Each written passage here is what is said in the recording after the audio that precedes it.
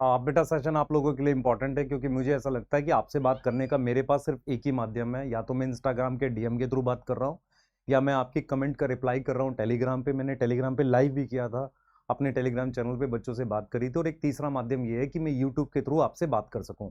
आप में से सभी बच्चों ने नीट का एग्जाम दिया था, रिजल्ट आपके सामने। मैं चाहूंगा कि एक बार आप इस चीज को पढ़ो। आप में से मैक्सिमम बच्चों के कमेंट मेरे पास जो है वो इसी तरीके का पैटर्न है कि यार मेरा सर ये स्कोर आ रहा है, मेरा थर्ड ड्रॉप था, सेकंड ड्रॉप था, फर्स्ट ड्रॉप था, मेरा ये स्कोर आ रहा है जो 520, 510, 500 या 400, 300 ऐसा कोई स्कोर बच्चा लिख रहा है। उसके बाद वो अपने मार्क्स बता रहा है। और उसके साथ एक चीज और जो मैंने पैटर्न देखी है कि कह रहा है सर बायो मेरी कंप्लीट है। ये पैटर्न भी मैंने देखा है। मैं उस पर एक अलग से वीडियो बनाकर आपसे बात करूंगा। बायो आपकी कंप्लीट नहीं है, आपको मेरी बात समझनी पड़ेगी। ठीक है।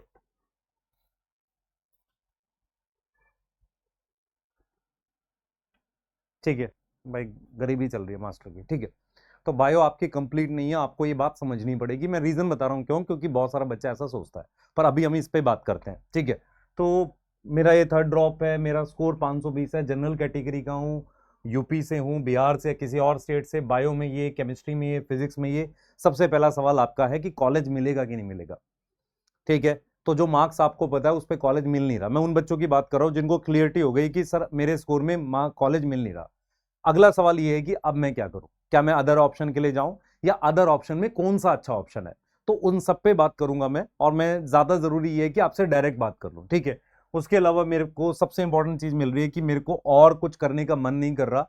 अगर मैं अदर ऑप्शन देखना चाह रहा हूं तो मेरा मन नहीं कर रहा अदर ऑप्शन करने का। मेरा मन है कि मैं एक बार फिर कोशिश करूं। या कुछ बच्चे ऐसे हैं कि सर मेरा मन नहीं है और कोशिश करने का, पर पेरेंट्स बोल रहे हैं कि एक बार फिर से कोशिश कर ले। इस तरह के जो कमेंट्स हैं, मैंने लगभग नहीं तो 2 ढाई 3 हजार कमेंट्स के रिप्लाई मैंने खुद पर्सनली करे हैं। और एक दिन में मैंने बहुत रिप्लाई करे हैं। मैं आपको रियलिटी बताऊं कि मैं अगर 16 घंटे के आसपास जगा हुआ होता हूं, 16 17 घंटे, तो उसमें से 12 13 घंटे में सिर्फ रिप्लाई करने में बिता रहा हूं। और आप में से बहुत सारे बच्चों को रिप्लाई मिला होगा। कमेंट में बताना जिनको रिप्लाई मैंने सच में किया है, और कुछ बच्चों से कनेक्ट किया है मैंने फोन पे।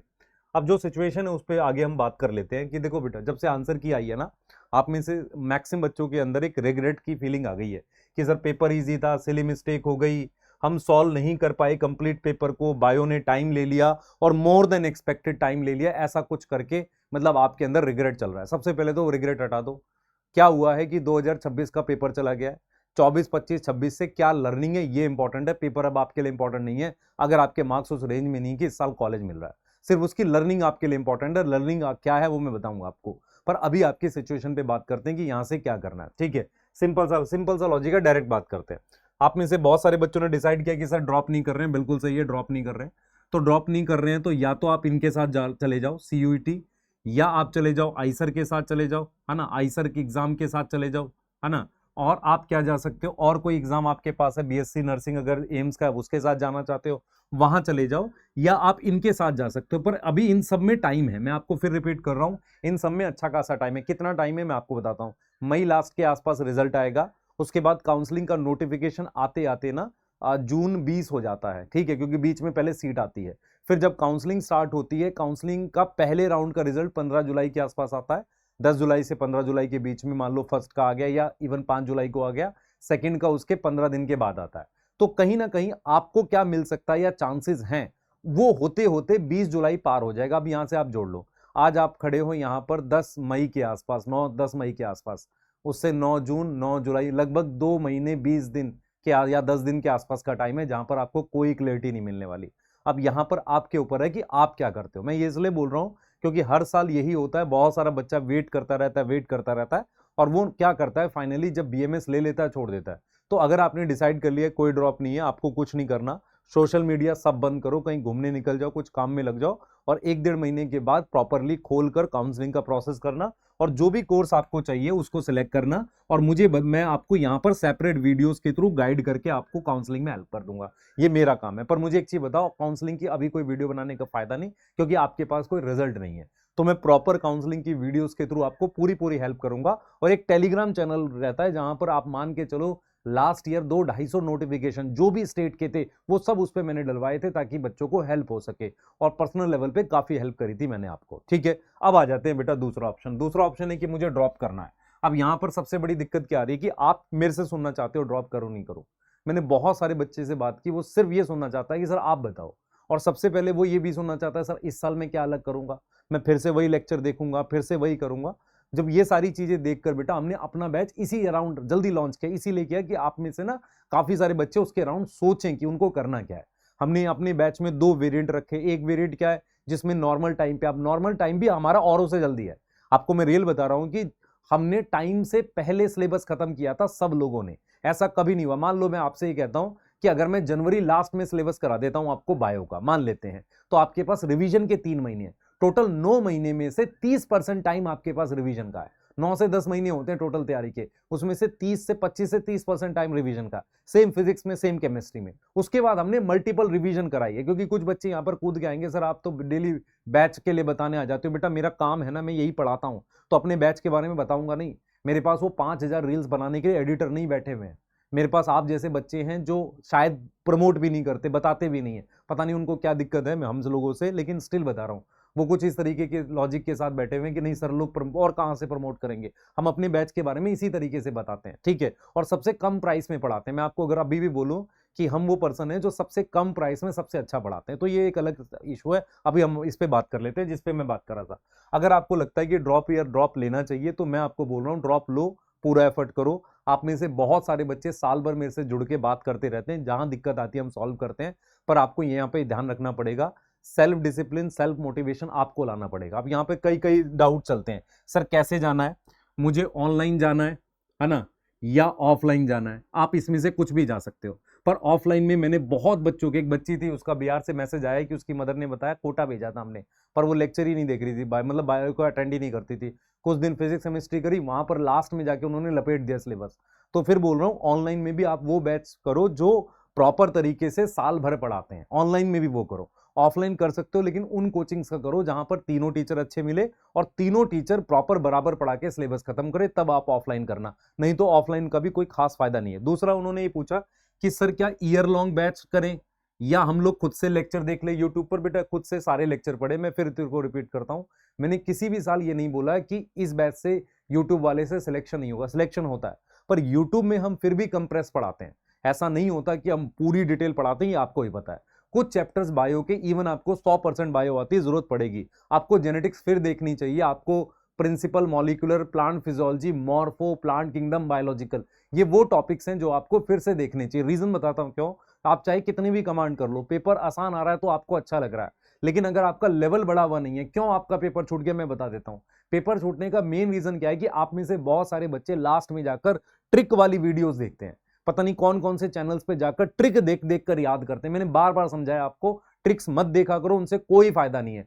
ट्रिक्स से कंफर्ट मिलता है, सिलेक्शन नहीं होता। मैं बार बार बोलता हूं, जिन बच्चों के बायो में 300 प्लस भी आ रखे हैं उनका सिलेक्शन क्यों नहीं हुआ, क्योंकि उन्होंने क्या किया, लास्ट में जाके ना बायो में उतनी मेहनत नहीं करी, उतना रिवाइज नहीं किया और उनकी स्पीड नहीं बनी है, टेस्ट नहीं दिए हुए। बायो का 320 आना इंपॉर्टेंट नहीं है, उस 45-40 मिनट में 320 आना इंपॉर्टेंट है, तब तू सिलेक्ट होगा। मान ले मेरे बायो में 360 नंबर है पर मैंने 1.5 घंटे लगा दिए, कोई फायदा नहीं। लेकिन बायो में मेरे 320 है लेकिन 40 मिनट में हुई है, 35 मिनट में हुई है, तो मैं सिलेक्ट हो जाऊंगा उस साल। मैं यही चीज आपको बार बार बोल रहा हूं, लेकिन आप हर साल गलती करते हो। इस साल आपने कैसे जाना मैं आपको क्लियर बता देता हूं। जो बच्चे ड्रॉप ईयर हमारे साथ जा रहे हैं, खासकर उनके लिए मैं बात कर रहा हूं, और जो नहीं भी जा रहे बेटा वो उनकी मर्जी है। आप काउंसलिंग के लिए चैनल सब्सक्राइब कर लो, बाद में हेल्प कर देंगे। बाकी आपकी मर्जी है, किधर देखते हो क्या देखते हो वो आपकी मर्जी है। क्योंकि बहुत सारा बच्चा बाद में टारगेट बायो में आके फाइनली बायो हमसे पढ़ रहा था, क्योंकि हमें भी पता था कि यार इन्होंने ना बायो पढ़ी हुई अजीब सी, और ऐसी बायो पढ़ी हुई है जिसमें एनसीईआरटी मार्क कर करके ना टीचर ने कहा कि देखो वाह मेरा ये ऑरा चल रहा है, मैं लेजेंड हूं। इस तरह की बातों से बेटा सिलेक्शन नहीं होगा। मैं 5-6 साल से पढ़ा रहा हूं, मैं ये देखकर मुझे खराब लगता है बच्चों के लिए कि वो उसी लूप में फंस जाते हैं, उन्हीं टीचरों के पास जाकर ऐसा सोचते हैं कि यार ये सिलेक्ट कराएंगे, तेरा एफर्ट लगेगा। हमने नीट एडवांस की बुक में अच्छे क्वेश्चन कराए, डोपा कराया आपको मैंने बीच में, याद करो स्टार्टिंग में मैंने एक अलग से सीरीज लाई थी रिवीजन के लिए, फिर मास्टर क्लास आपको कराया, मैंने रिकॉल कराया। मैं पागल थोड़ी हूं कि इतनी रिवीजन करा रहा हूं, मैं रात रात भर जग के। मुझे पता है कि पेपर का लेवल, एक वीडियो ध्यान से देखना, मैंने लेवल कैसा आएगा इस पर एक वीडियो बनाई थी।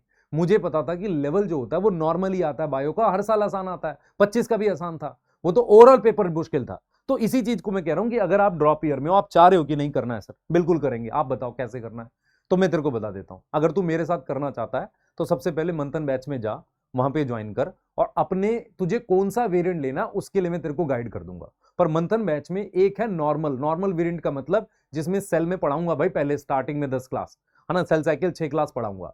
पर तुझे अगर फास्ट जाना है तो वहां पर रिकॉर्डेड है सेल का, सेल साइकिल का रिकॉर्डेड है, प्लांट किंगडम का रिकॉर्डेड है। अब तुझे लगता है कि कौन कौन से चैप्टर लाइव में देखने चाहिए, वो नाम मैंने बता दिया। इसी तरीके से फिजिक्स वाले केमिस्ट्री वाले बता देंगे। और तुझे ऐसा लगता है मेरी फिजिक्स वीक है तो फिजिक्स लाइव में देख, बाकी रिकॉर्डेड कर ले उस तरीके से। पर सिलेबस तू क्या करेगा, दोनों के टेस्ट देगा, टेस्ट तू दोनों के देगा। तो उस तरीके से तुझे जाना पड़ेगा, चाहे तू मंथन में चला जाए चाहे मंथन अचीवर में। पर ये दोनों एक ही कैटेगरी में आ रहे हैं, ये दोनों मंथन है बेटा। एक रिकॉर्डेड डाल दिया हमने आपके लिए ताकि आपका सिलेबस सितंबर अक्टूबर में खत्म हो सके यहां पर। और ये वाला आपका बेटा जैन लास्ट या फैब के फर्स्ट वीक में खत्म होगा। इसमें भी आपके पास टाइम है। कुछ बच्चे सोच रहे होंगे ये वाले सिलेक्ट नहीं होंगे, भाई ये वाले पूरे सिलेक्ट होंगे अगर फॉलो करते हैं। ऐसा नहीं है, इस साल हो रहे होंगे ना बच्चे जो जिनको हमने सिलेबस कराया।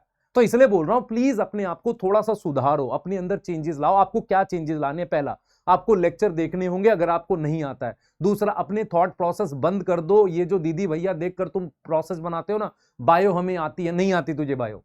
जितना तेरे को अगर लगता है बायो आती है, मेरे से लाइव किसी दिन बैठ जियो, मैं तेरे को 10 क्वेश्चन पूछूंगा, 10 में से एक नहीं आता होगा। और तुझे ऐसा लगता है कि नहीं एनटीए ने कोई लेवल बोला, कभी नहीं बोला। जिस दिन एनटीए थोड़ा सा ठीक बना देगा पेपर, तुम बायो में लौटते नजर आओगे। मैं इसलिए तुम्हें बोल रहा हूं कि बायो में हमें कॉन्सेप्ट डेवलप करना होता है। और कॉन्सेप्ट इसलिए नहीं डेवलप करना, कोई गारंटी नहीं अगले साल सिलेक्शन की, लेकिन कम से कम मैं ये तो कह सकता हूं ना, तूने बायो सीख लिया, बायो सीख कर तू कुछ पैसे कमा लेगा। मैं इसलिए कह रहा हूं कि अपने अंदर अप्रोच भी लाओ सब्जेक्ट सीखने की। तो दो चीजें करनी है, पहला तुम्हें साल भर मेहनत से पढ़ना है, दूसरा हर पॉकेट में अपनी तैयारी करनी है। जिनके स्कोर अच्छे हैं अपने हिसाब से बैच को डिजाइन कर लो कि भाई मैं इसमें रिकॉर्डेड देखूंगा, इसमें लाइव देखूंगा, उसके हिसाब से कर लो। और सिलेबस एनी हाउ जो इस बैच के इसके साथ खत्म करो। और इस बैच वाले आप मुझे बताओ कब खत्म करना है, वो अपने हिसाब से सितंबर अक्टूबर तक खत्म करो फुल सिलेबस। इसके साथ मैं एक टेस्ट सीरीज और प्लान कर रहा हूं जो आपके घर जाएगी, एकलव्य। उस टेस्ट सीरीज में मैंने ये प्लान किया है कि उसका जो सिलेबस है ना, वो ऐसा चलेगा जैसे मंथन का सिलेबस चल रहा है, और वो घर जाएगी।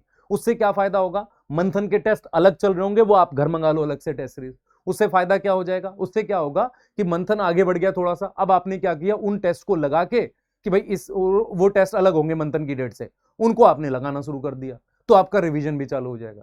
तो इस तरीके की प्लानिंग बेटा हम लोगों ने ऑलरेडी कर चुके हैं, ये बन चुकी है प्लानिंग। और प्लानिंग में हम लोग काम भी करते हैं, ऐसा नहीं कि कुछ भी नहीं करते, हम बिल्कुल काम करते हैं आपके साथ मिलके। तो आप में से जो बच्चे लग के हमारे साथ पढ़ना चाहते हैं, जिनको ऐसा लगता है मैं कर सकता हूं, साथ मेहनत करो बेटा, कर पूरा एफर्ट कर सकते हैं। लेकिन मैं ये नहीं बोल सकता तेरे को कि यार देख बेटा तू ये भी ले ले, ये भी ले ले, ये भी ले ले। सबसे पहले तो मैं इस चीज को बिल्कुल गलत मानता हूं कि यार आपके पास बहुत सारे ऑप्शन होंगे तो आप सिलेक्ट हो जाओगे, कभी नहीं होंगे। मैं यदि आपको 500 किताब दे दूं उससे सिलेक्शन नहीं होगा, 5000 टीचर्स दे दूं उससे सिलेक्शन नहीं होगा। सिलेक्शन कैसे होगा, तुझे एक एक्सपीरियंस टीचर से पढ़ना है जिसको पता है कि सिलेबस कहां से आता है, कितना आता है, उसको कितना पढ़ाना है। क्यों मैंने सोलेनेसी के अलावा या Liliaceae Malvaceae sorry Liliaceae Brassicaceae और इसका फेबेसी के अलावा फ्लोरल फार्मूला नहीं लिखवाए, मैंने मालवेसी का आज तक नहीं लिखवाया है तो सिलेबस में। मैं तेरे को बार बार बोल रहा हूं कि मेरे पे छोड़ दे क्या आएगा, एमडी सर पे छोड़ दे, एसीपी सर पे छोड़ दे, सर्वेश सर पे छोड़ दे, क्या आएगा। हमारे साथ मेहनत कर तो सिलेक्ट हो जाएगा, चाहे इसको फॉलो कर चाहे इसको फॉलो कर। मैं कोशिश करूंगा कि बहुत सारे बच्चे इसको फॉलो करें स्टार्टिंग में, और उनको लगता है कि नहीं मेरा पेस ठीक है तो फिर इधर मूव कर जाएं। या बहुत सारे बच्चे कुछ कुछ पार्ट यहां से कर ले, कुछ पार्ट यहां से कर ले। पर तुम्हें लग के मेहनत करनी पड़ेगी, एक साल फिर से लगो, कर सकते हैं, ऐसा पॉसिबल है।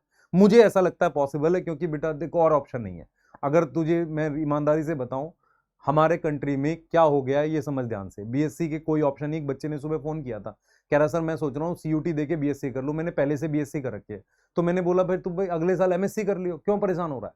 कह रहा नहीं सर अच्छी जगह से करूंगा। तो जो हमने देखा नहीं होता हमें वो अच्छा लगता है। हमें ऐसा लगता है कि बहुत सुपर मतलब एमएस कहीं से बीएससी कोई नहीं होता ऐसा। तो हम बेटा बहुत ज्यादा चीजें जानते हैं आपके लिए। तो आप प्लीज जो श्योर हो कि नहीं मुझे एक साल लगाना है, ईमानदारी से हमारे साथ लगकर पढ़ो, चाहे इसमें पढ़ो चाहे इसमें पढ़ो, किसी एक में पढ़ो। इसमें हमारे ही रिकॉर्डेड लेक्चर है और इसमें हमारे लाइव लेक्चर है, ठीक है। इसमें क्वालिटी बहुत अच्छी है लेक्चर्स की, इसमें मतलब आपको पता है लाइव में अच्छा पढ़ाएंगे, कोई ऐसी इशू नहीं है, क्लियर है। तो बैच की डिटेल आपको यहाँ लिंक के डिस्क्रिप्शन में है। और जो बच्चे नए बेटा ज्वाइन करो।